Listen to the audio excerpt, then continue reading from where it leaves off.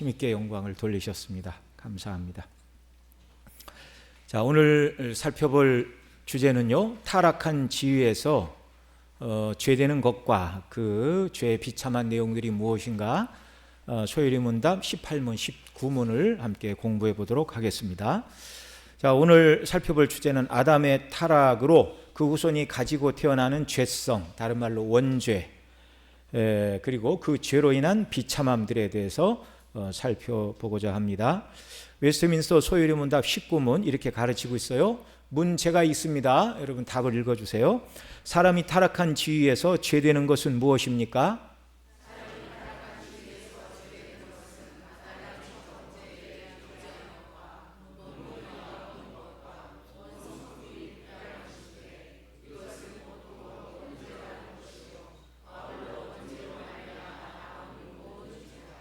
네. 자, 범죄하여 타락한 아담의 후손들은 죄성을 가지고 태어나는데, 이 죄성을 다른 말로 뭐라고 그런다고요? 원죄라고 그런다고요.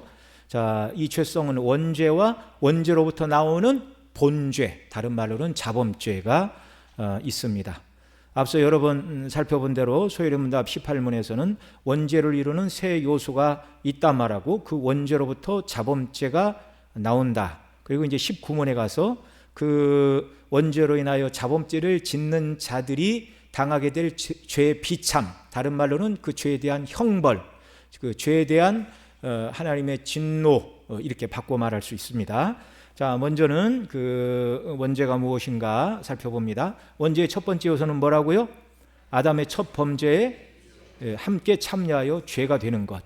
이 말은 모든 인류가 아담의 첫 범죄로부터 전가된 죄책, 죄의 책임 아래에 있다는 말로써 하나님께서 아담을 대표로 하여 맺은 행위 언약을 범한 그 죄의 책임이 아담뿐만 아니라 그의 모든 아담의 후손들이 아담의 죄에 대하여 뭐 아래에 있다고요? 공동 책임 아래에 있다라는 말입니다. 그래서 우리가 앞서 여러 시간 전에 배웠죠.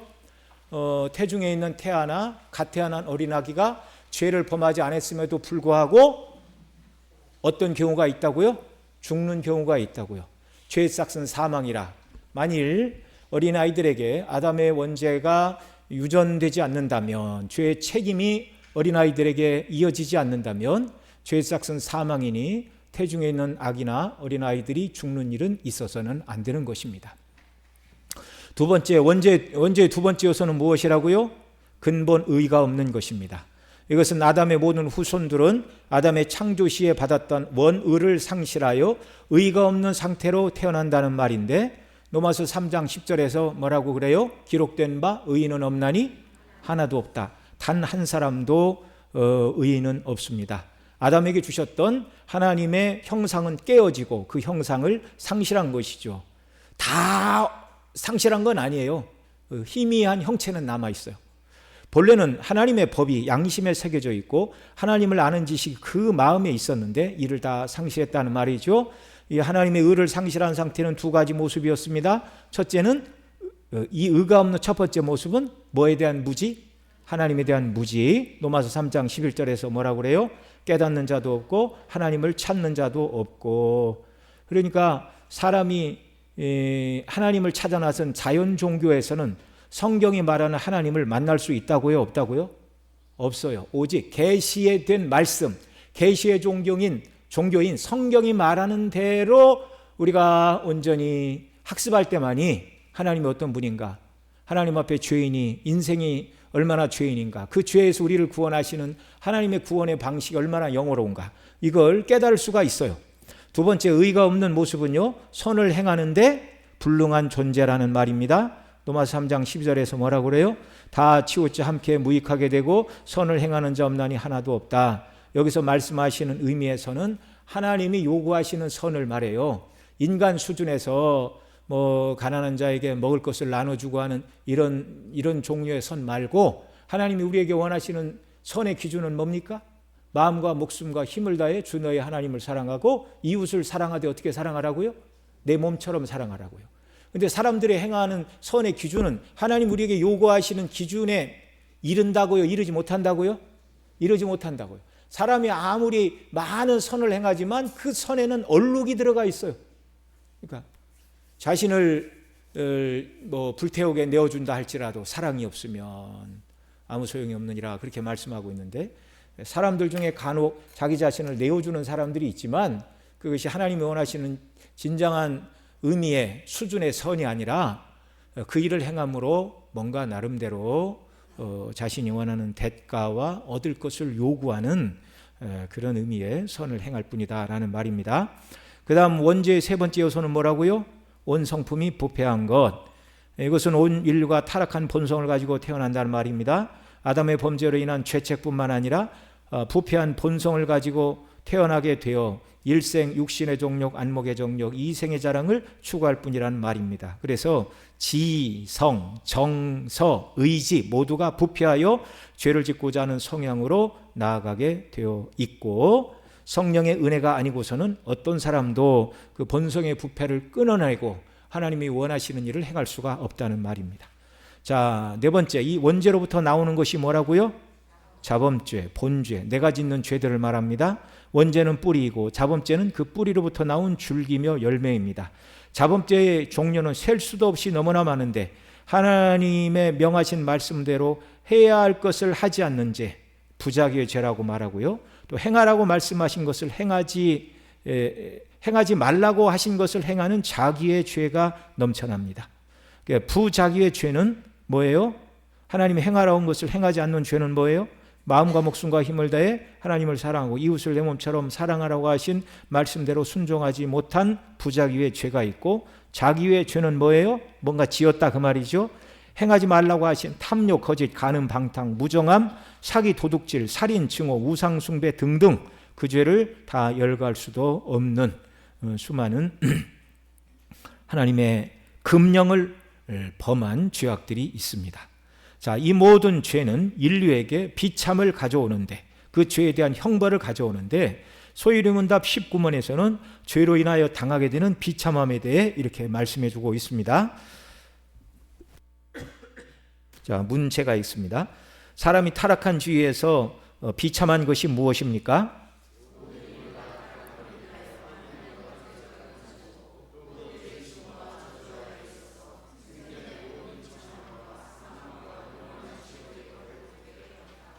이 소유리문답 19문에서는 좀 짧게 말하죠. 어린아이들을 위한 숏 캐티키즘, 짧은 교리이기 때문에 축약해서 말했어요. 그런데 대의류문답 28문 29문에 가면 여기 인류가 하나님을 인하여 하나님과 교제가 끊어지고 또 그의 진노와 저주 아래 있어 생전의 모든 비참함을 대의류문답 28문에서 가르치고 있고, 그 다음에 사망과 지옥의 영원한 형벌을 받게 되었습니다 라고 하나님과의 관계가 끊어진 상태에서 영원토록 지옥 형벌에서 고난을 당하는, 죽은 다음 세상에서 당하는 고난의 비참의 문제, 죄에 대한 비참의 문제를 대의류문답 29문에서 다루고 있습니다. 그래서 이 소유리문답 19문은 대의류문답 28문, 29문을 살펴보면 더 자세하게 설명이 되어 있다 그런 말이죠. 자, 그래서 먼저 세상에서 당하게 될 죄의 형벌, 대의류문답 28문의 내용을 살펴보겠습니다. 이 세상에서 받는 죄의 형벌은 무엇입니까?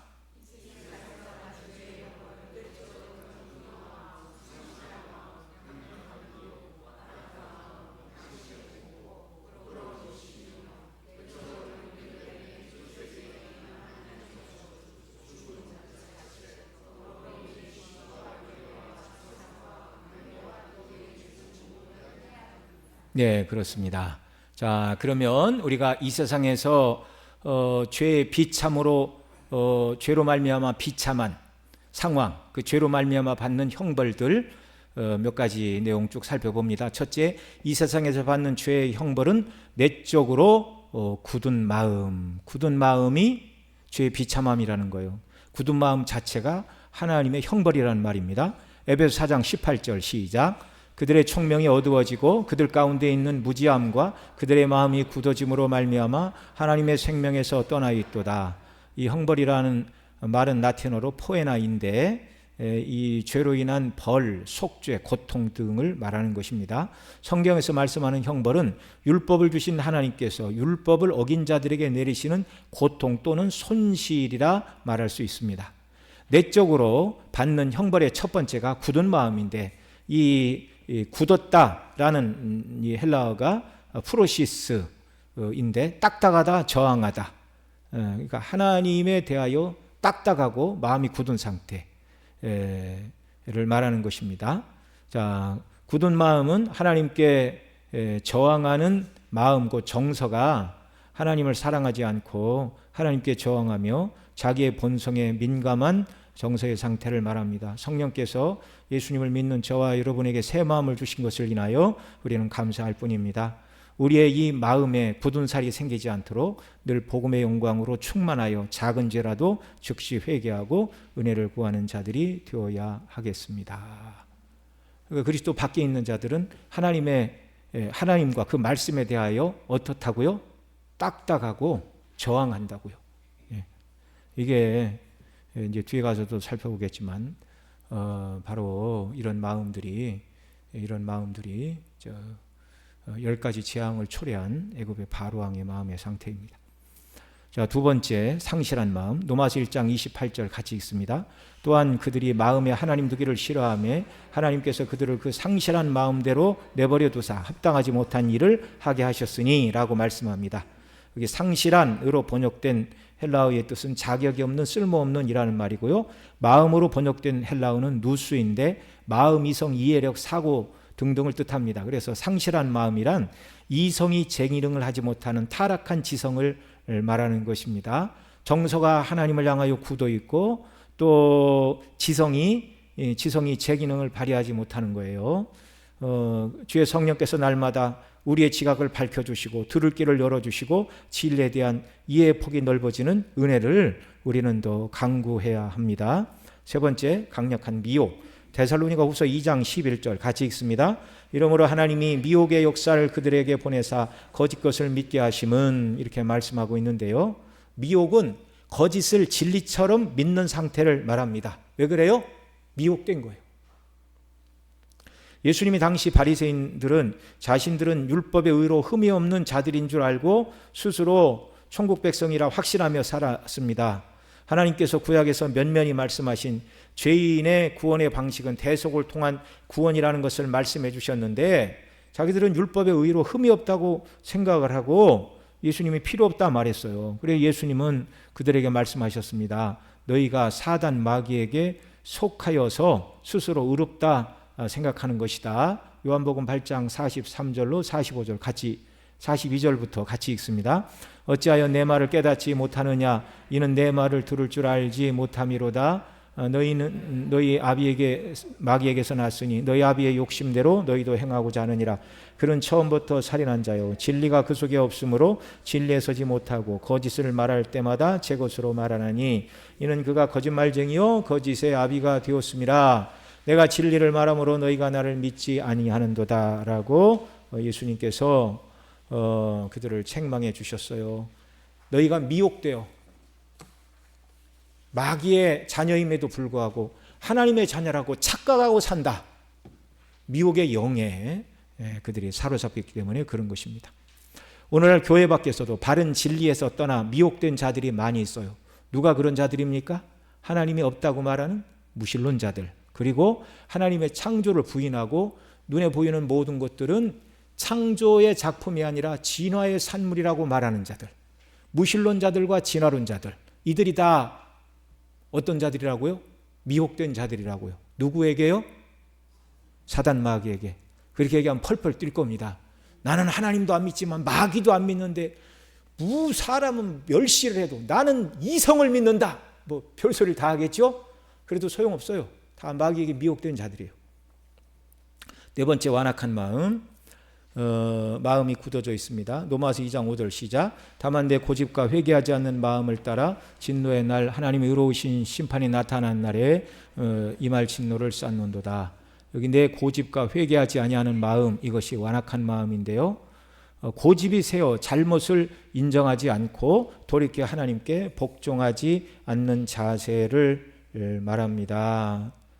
정말 정서가 하나님에 대하여 딱딱하게 굳어 있을 뿐만 아니라 더 나아가 그의 마음이 완악해져 있어요.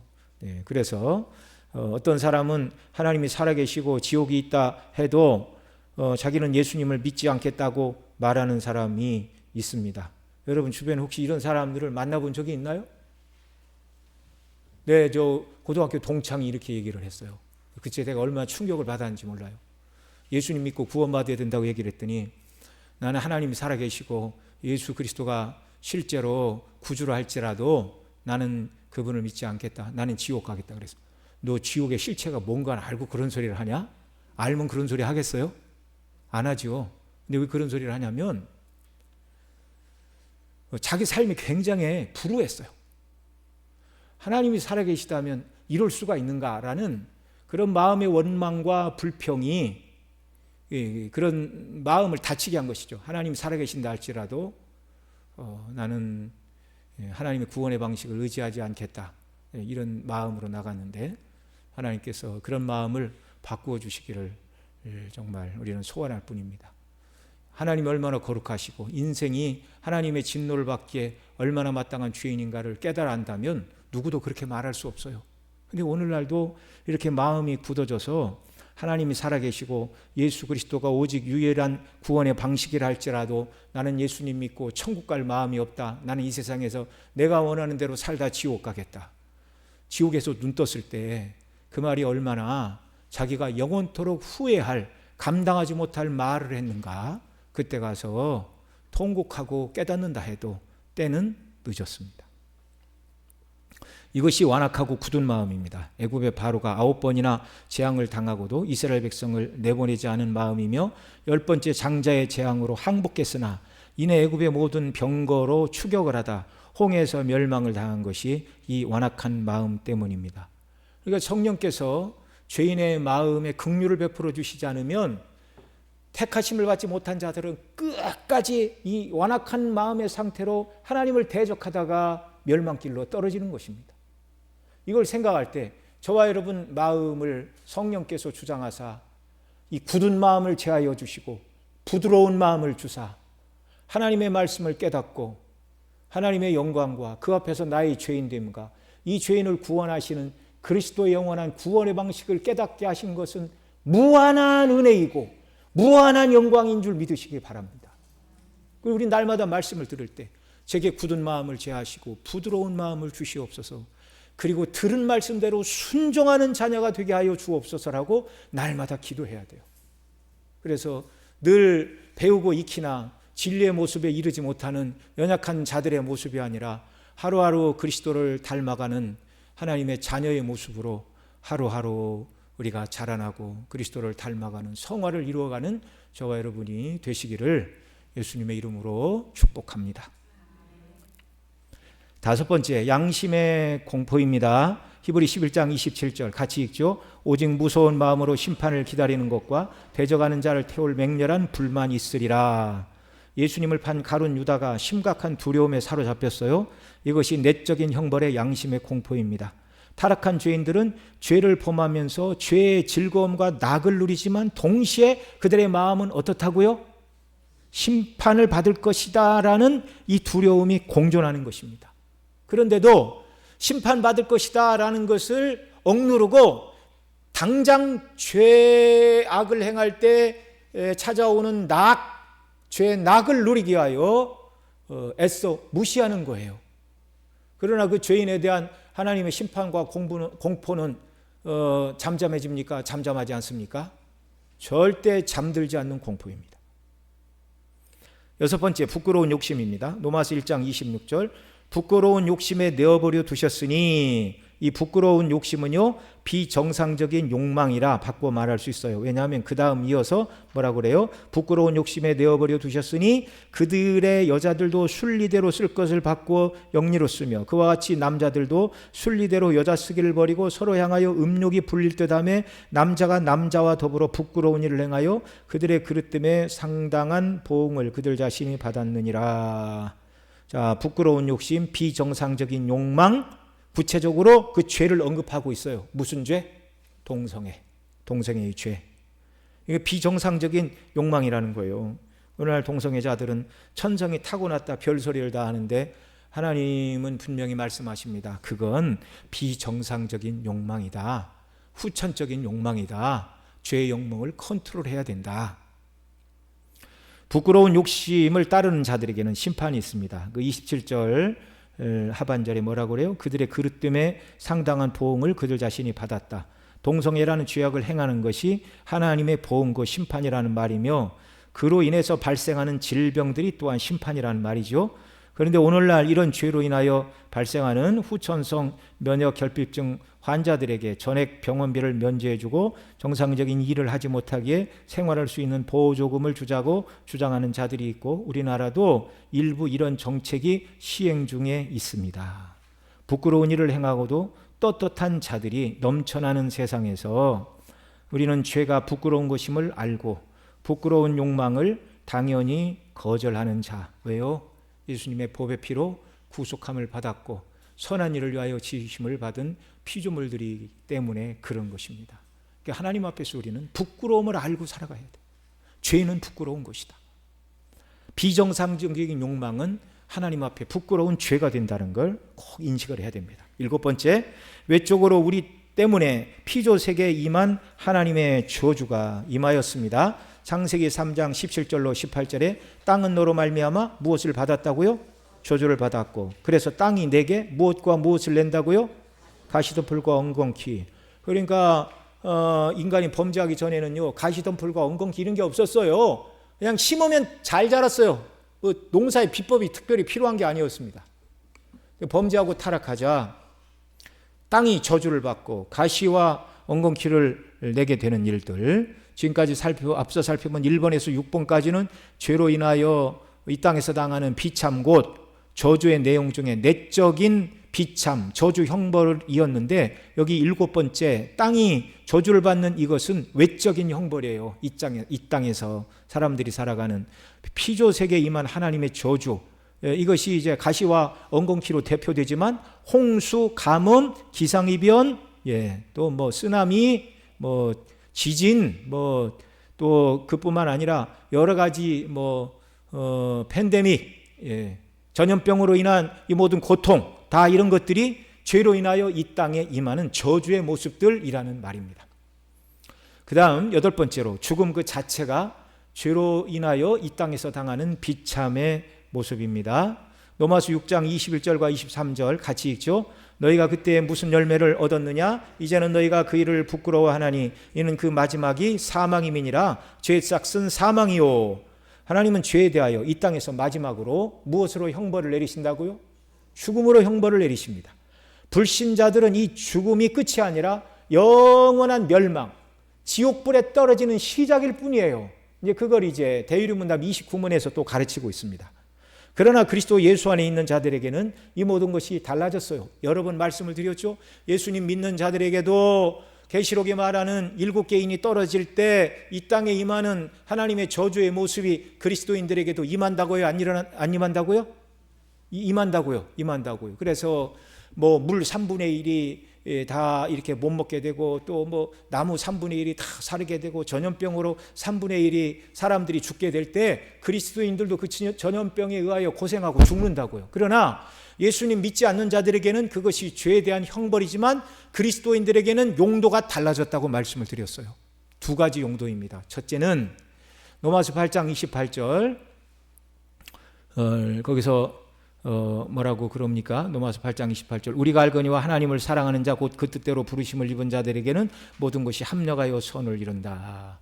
모든 것이 합력하여, 그 모든 것에 불신자들이 당하는 저주까지도 이 모든 것에 다 포함되어 있습니다. 그러니까 예수님 믿는다는 이유로 환난과 핍박과 고난을 당하고, 또 전염병이 돌 때 성도들도 그 전염병에 감염되어 고생을 당하고 서력 죽는 일까지 있다는 거예요. 그러나 그 모든 것이 합력하여 결국 무엇을 이룬다고요? 누가 계획한 선이라고요? 하나님이 계획하신 선. 그런데 그 다음 29절에 그 선이 무엇인가를 설명을 해주고 있어요. 그 다음 29절에 말하는 그 선은 무엇입니까? 그 아들의 형상을 본받게 하는 것입니다. 그러니까 우리에게 다가오는 고난은 저주가 아니라 그리스도를 닮게 하는 은혜의 방편이에요. 그러니까 고난당할 때 주여 이 고난을 잘 이기게 하시고 그리스도 형상을 본받는 방편과 재료가 되는 은혜를 주옵소서. 여러분, 고난이 올 때 믿음으로 고난을 받으면 그것이 우리를 그리스도의 형상을 담게 하는 유익한 방편이 되지만, 고난이 올 때 믿음이 아니라 불신앙으로 고난을 받으면 믿음이 더 파쇄되고 빠그러지는 것이라는 걸 알아야 됩니다. 그러니까 그리스도인은 항상 깨어 있어야 돼요. 고난이 올 때 믿음으로 반응하지 못하면 영적인 퇴보와 영적인 사망의 잠에 빠질 가능성이 많다는 걸 반드시 기억을 해야 됩니다. 그리고 또 예수님 믿는 자들에게 오는 고난, 죄가 없이 당하는 고난, 이걸 베드로후서 2장에서 옛날 개역 한글에서는 애매히 고난을 받아도, 근데 이 개역 개정에서는 죄 없이 무고히 당하는 고난이다, 그렇게 말하고 있어요. 여러분, 그리스도인들은 죄가 없는 때에도 고난을 받을 수 있다고요, 없다고요? 있다고요. 왜 그걸 허락하시는가? 그 문맥에서 말합니다. 사환들에게 죄가 있어 매를 맞으면 무슨 유익이 있어요? 그러나 애매히 고난을 받아도 죄 없이 고난을 받는 것이 왜 유익하냐? 죄 없이 고난을 당하신 그리스도를 닮는 방편이기 때문이다. 우리의 구주와 선생이 되신 예수 그리스도께서 죄가 하나도 없어요. 그러니 그분은 고난을 받지 않아도 되는데 우리를 구원하시기 위하여 그분이 죄 없이 고난을 받으셨다. 그래서 성도들이 예수님을 믿는 믿음으로 살아가며 복음을 증거하다가 죄 없이 고난을 받는다면 이건 예수님을 닮는 일이라, 그렇게 말하고 있어요. 영화롭습니까? 영화롭지 않습니까? 영화로운 일로 믿으시기 바랍니다. 사도 바울은 뭐라고 그래요? 그리스도의 몸된 교회를 위하여 그의 남은 고난을 내 육체에 채우노라, 그렇게 말했어요. 사도행전에 보면 사도들이, 공회원들이 예수 이름으로 전하지도 말고 가르치지도 말라, 그렇게 말하면서 매를 때리고 놓았어요. 그러자 사도들은 그리스도의 이름에 능욕받는 것을 합당한 자로 여기시고 기뻐하면서 공회 앞을 떠나니라. 구원의 은혜에 비추어 볼 때 나 같은 죄인이 죄 없이 예수님 복음 증거하다가 매를 맞고 감옥에 갇히고 죽을 고비를 넘긴 건 은혜입니다. 영광입니다. 특권입니다. 기뻐할 일입니다. 하나님의 성령께서 그런 은혜를 심령에 부어주셨다는 말입니다. 여러분이가 예수님 믿고 구원받았잖아요. 그러니까 그 예수님을 믿고 따르는 길에 우리에게 다가오는 고난을 저주라고 생각하지 말고 그리스도의 형상을 본받는 방편이요, 죄 없이 고난당하신 예수님을 닮아가는 제자의 길인 줄을 믿으시기 바랍니다. 그래, 내가 예수님을 믿는 자로서 다른 사람을 위하여 시간을 빼주고 물질을 나누고 또 그들의 고통에 참여하는 이 모든 것들이, 예수님 믿다 보니까 참 안 해야 될 쓸데없는 일을 너무 많이 해, 그렇게 생각하면 되겠어요? 안 되겠어요? 안 되는 거예요. 우리를 구원하신 그리스도의 삶에 참여하는 것이 고난받는 삶인 줄을 믿으시기 바랍니다. 그래서 우리가 하나님께서 우리에게 주신 그 소득의 11조를 하나님께 드리는 것도 마찬가지예요. 물론 11조가 고난이라고 생각하면 고난이겠죠. 그러나 그분은 당신의 생명을 값없이 우리에 내어주셨어요. 그리고 이 하나님의 나라와 복음의 영광을 위하여 우리가 섬기고 드리지 않으면 어떻게 하나님이 그 일을 이루어 가십니까? 우리를 통하여 일을 이루어 가시는데 주의 고난에 기쁨으로 참여하는 역사가 있기를 바랍니다. 죽음마저도 그리스도인에게는 용도가 바뀌었어요. 죽음은 믿지 않는 자들에게는 이 땅에서의 저주의 마지막 단계, 그 다음에 죽은 다음에 영원한 불못에 들어가는 영원한 지옥의 시작이지만, 성경은 성도의 죽음은 성화의 마지막 단계라고 가르치고 있기 때문에 죽음마저도 그리스도 안에서는 용도가 바뀐 것입니다.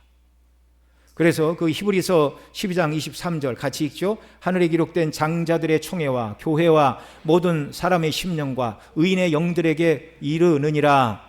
의인된 영들, 이들이 누구예요? 죽음을 통하여 죄의 잔재로부터 완전히 벗어난 성도들의 최종적인 성화의 상태를 말합니다. 그러니까 죽음은 성도가 성화되는 마지막 단계라고 성경은 가르치고 있어요. 죽음이 저주가 아닌 줄을 믿으시기 바랍니다. 그래서 우리가 언젠가는 하나님께서 우리를 부르실 터인데, 주여 죽음이 임하는 그날 두려워 떨지 말게 하시고 주 앞에 서게 되는 영광의 날인 줄 알고 세상보다 하나님 나라의 영광에 마음을 빼앗기고 그 나라의 영광에 눈 뜨는 은혜를 주옵소서라고 건강할 때부터 기도하시는 역사가 있기를 바랍니다. 주께서 때가 됐으니 가자라고 말씀하실 때 못 가겠어요, 그렇게 이야기하면 안 되겠죠.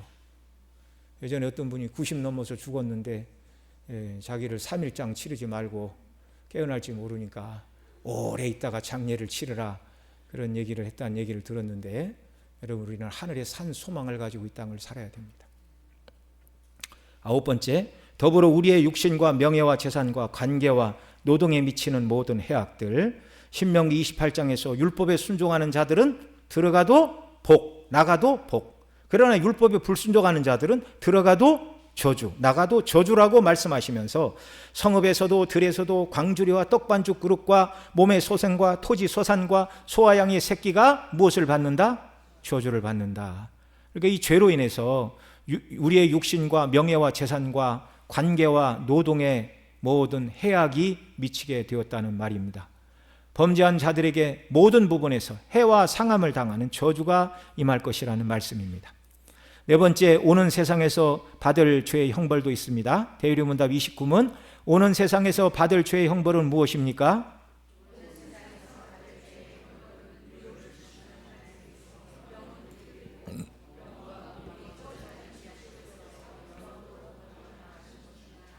오는 세상에서 당할 죄에 대한 비참, 그 죄에 대한 형벌은 두 가지입니다. 첫째는 위로를 주시는 하나님에게서 영원히 분리되는 것.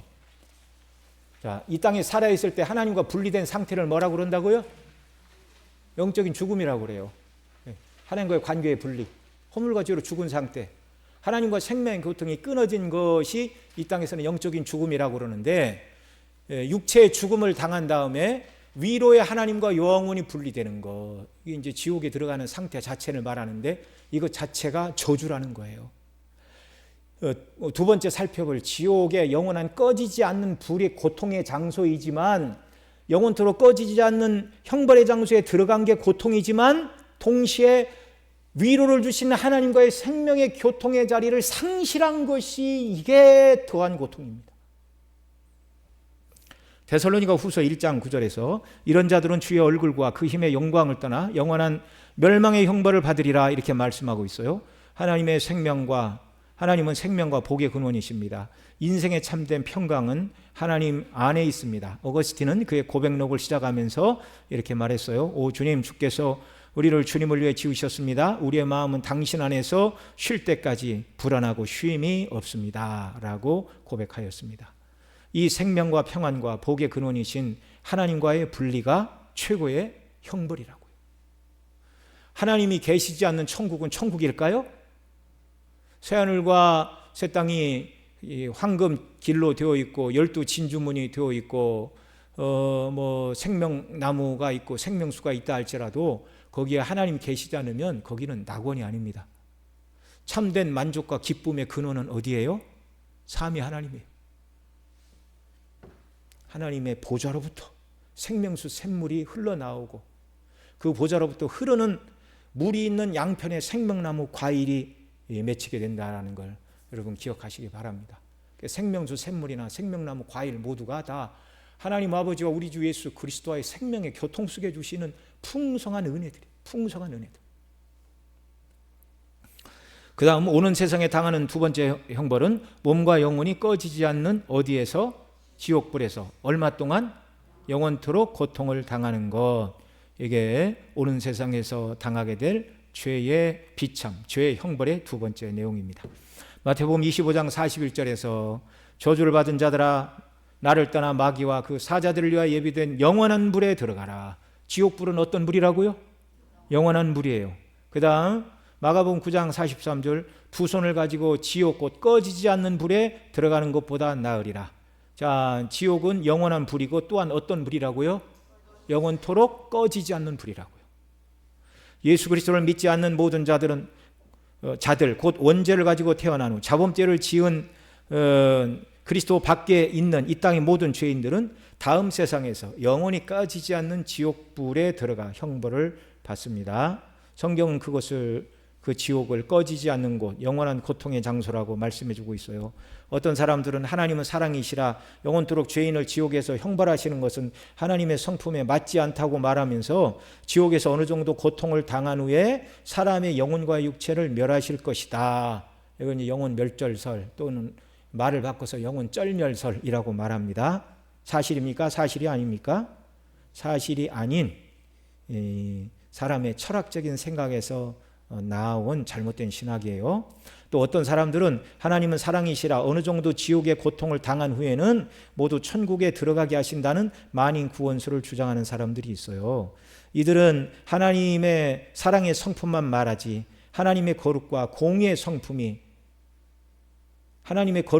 성품도 무한하시고 무궁하시고 불변하시다고 성경은 말하고 있어요.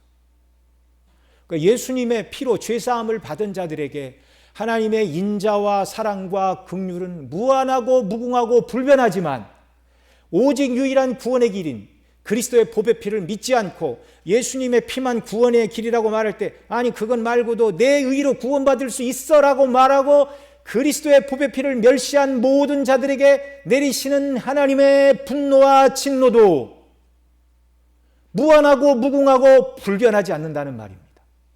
두려운 사실이에요. 두려운 사실. 이 땅에서 예수 그리스도를 생명의 구주로 믿느냐 믿지 않느냐가 죽은 다음에 영원한 세계를 결정하는 단 하나의 기준이에요. 너무나 감사하게도 성령께서 저와 여러분 하여금 이 복음지를 깨닫게 하시고 믿게 하시고 하나님의 자녀가 되게 하신 것을 인하여 감사하고 기뻐하시기 바랍니다. 그리고 그에 걸맞는 삶을 살아야 돼요. 그게 뭐예요? 날마다 대속의 십자가의 은혜에 감사하는 것이고 이 복음을 증거하게 하여 애쓰는 것이고 작은 죄라도 날마다 고백하고 죄를 멀리하고 하나님 기뻐하시는 선한 모습으로 살아가기를 소망하고 갈망하는 자들이 구원받은 하나님의 백성이요 자녀요 어린 양의 잔치에 참여할 그리스도의 신부인 줄을 믿습니다. 함께 기도드리겠습니다. 이러한 은혜를 달라고, 이러한 은혜를 한량없이 부어달라고, 죄가 얼마나 비천한 것인가를 깨닫게 해주시고 나를 죄에서 구원해 주신 그리스도의 은혜에 합당하게 죄를 이기는 자, 날마다 작은 죄라도 회개해야 큰 죄가 우리를 무너뜨리지 않는 거예요. 날마다 죄에 대하여 민감하고 의를 행하는 하나님의 백성과 자녀, 그리스도의 정결한 신부로 이 땅을 살아가는 은혜를 내게 허락하옵소서. 우리 통성으로 함께 기도드립니다. 사랑하시는